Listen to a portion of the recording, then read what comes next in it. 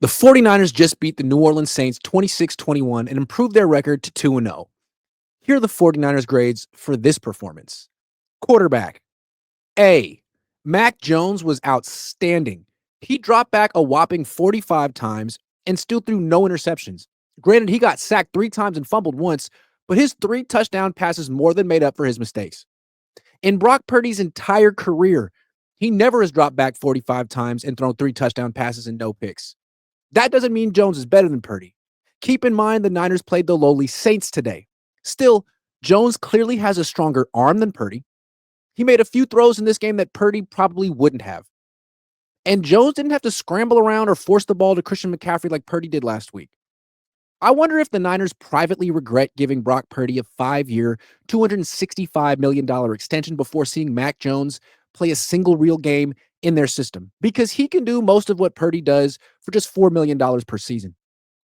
Running backs, B-. Christian McCaffrey had another excellent game as a receiver.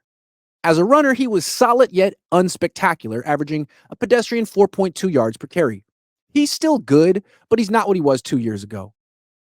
But he certainly is better than Brian Robertson Jr., who has no juice. He averaged just 3.3 yards per carry in this game. The Niners need to replace him with rookie Jordan James as soon as possible. Finally, Kyle Juszczyk left the game with a concussion, and the offense didn't miss a beat. Wide receivers, B+. Juwan Jennings shook off the rust and finished the game with 5 catches for 89 yards and a touchdown. He's still the go-to guy in the passing game while George Kittle is out. And Ricky Pearsall is a quality number 2 receiver. Meanwhile, Kendrick Bourne is completely washed. The Niners need to replace him with Jordan Watkins now. Tight ends, C+. Luke Farrell caught a pass in the flat, broke a tackle, and scored a touchdown. That was a nice play. Jake Tonjes replaced Juszczyk as the fullback and had a costly holding penalty, but still caught 4 passes for 31 yards. And George Kittle didn't even play. This is the deepest group of tight ends the Niners have had under head coach Kyle Shanahan. More on him in a minute. Offensive lineman, B. Ben Bartch went down almost immediately with an ankle injury and never returned. The Niners replaced him with Connor Colby, the rookie, who played well enough. This should be the end of Bartch starting for the 49ers. He simply isn't durable enough. PrizePicks will give you $50 when you play your first $5 lineup. Win or lose, you'll get $50 for playing. Use promo code Cohn, C-O-H-N, and download the app now. Defensive lineman, B. Mykel Williams is an elite run defender already. He had 2 tackles for loss in the game and was impossible to move. He's also starting to generate pressure as a pass rusher.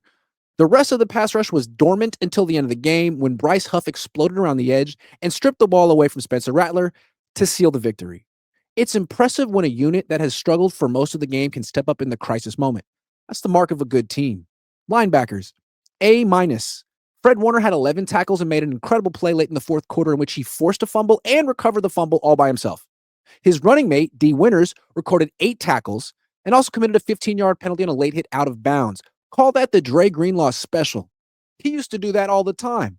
Give the Niners credit for believing in Winters and letting Greenlaw leave in free agency because Winters is clearly better than him at this point in their careers. Sorry, Dre.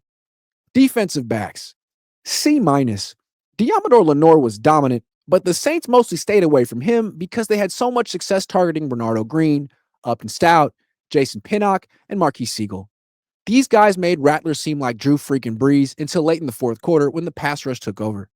This defense will struggle against teams that have multiple good receivers because the Niners don't have the personnel to match up man-to-man.